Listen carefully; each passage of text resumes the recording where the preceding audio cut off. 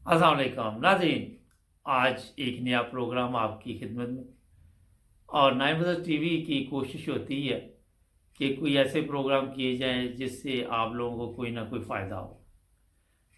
उर्दू सीखने के लिए कई लोग यहाँ पे परेशान होते हैं और वो कोई ना कोई स्कूल कॉलेज ढूंढ रहे होते हैं। इसी सिलसिले में ऑनलाइन इसका इंतज़ाम किया गया है और बड़ी मेहनत के साथ ये प्रोग्राम आपकी खिदमत में पेश किया जा रहा है। आज पूछेंगे जो जिन्होंने इसके लिए इतनी तैयारी की है कि लोगों को उर्दू सिखाई जाए कि उनके दिल में ये ख्याल कैसे आया। और भी बातें चलती रहेंगी, आप हमारे साथ रहें, हमारे चैनल को भी सब्सक्राइब करें। चलते हैं उनके पास। अस्सलाम वालेकुम। वालेकुम अस्सलाम।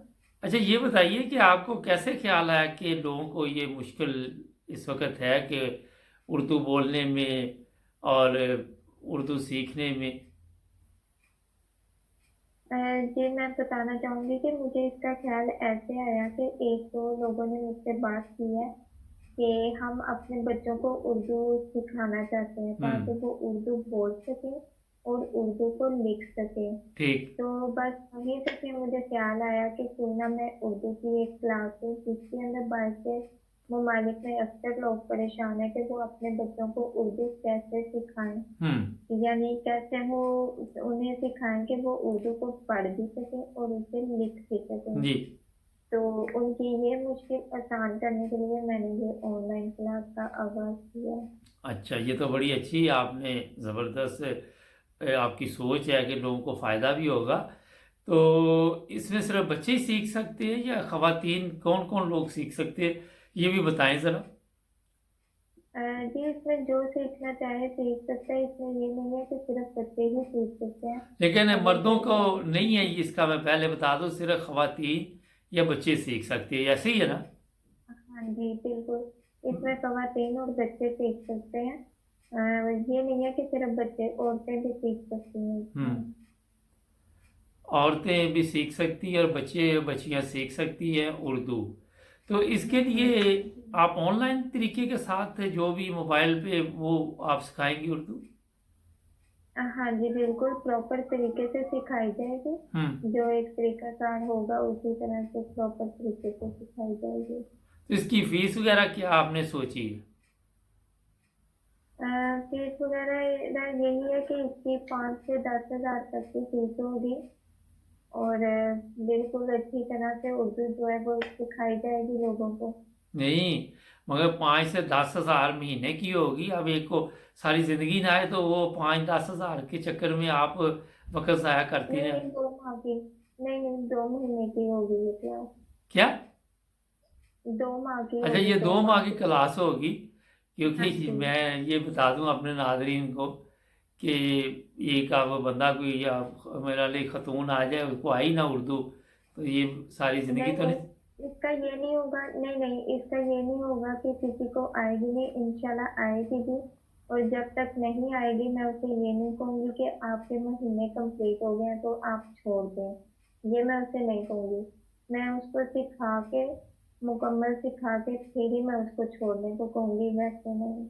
अच्छा, तो हाँ ये जी बेशक बताइए उसको, बे- कि बेशक उसको, जी। बेशक उसके 3 माह भी लग जाएंगे, 4 माह भी लग जाएंगे तो मैं उसको सिखाऊंगी। नहीं, तो ये पाकिस्तानी औरतें हैं, बच्चे हैं, उनको जी 3-4 माह में आपके ख्याल में उर्दू आ जाएगी? उम्मीद है कि आ जाएगी। अगर इससे ज्यादा भी लगा तो मैं उनको उसी में, उसी फीस में, यानी फीस में वो लूंगी, उसी फीस में मैं उनको सिखाऊंगी। हम्म। अच्छा, तो ये भी है, आपको नाज़रीन बता दें कि जो लोग यूरोप में जिनके बच्चे हैं या पूरी दुनिया में, वो इनके साथ रब्ता कायम करें।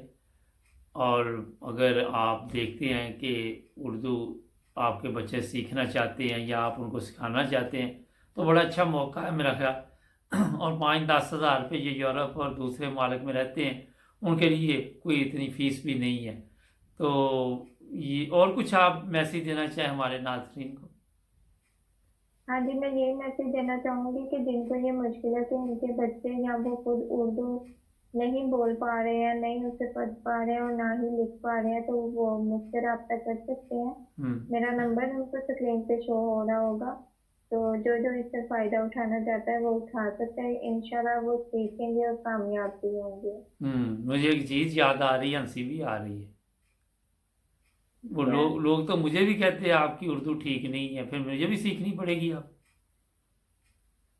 तो आप भी ले लें क्लास। हाँ चलें, ये भी सोचते हैं फिर ना।